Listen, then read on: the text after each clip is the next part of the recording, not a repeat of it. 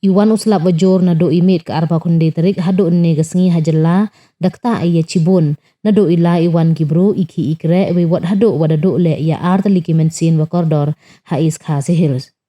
Haya kalam wo Deputy Commissioner of West Giant Hills District wa Abhinav Kumar Singh ne kasngi de pentib wada pengkrek bahagi bor sorkar wo yakun percha la de mi chak ta haklen ke district.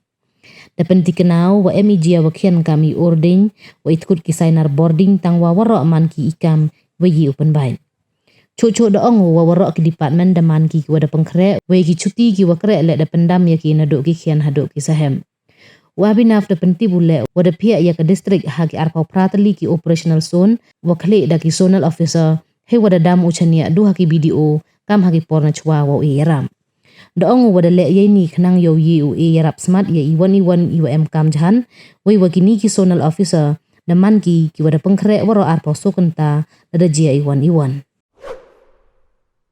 That we had since yesterday and even till today, there have been minor incidents which have been reported of falling of trees or falling of trees, particularly of snapping of electrical lines.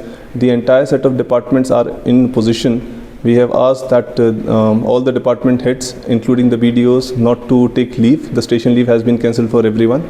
Along with that, there is a close coordination which we are doing with the department with regard to our resources that we have. We have created 28 zones in the entire West Jaintia Hills, wherein every zone is looked after by a zonal officer for having a closer coordination with regard to all departments.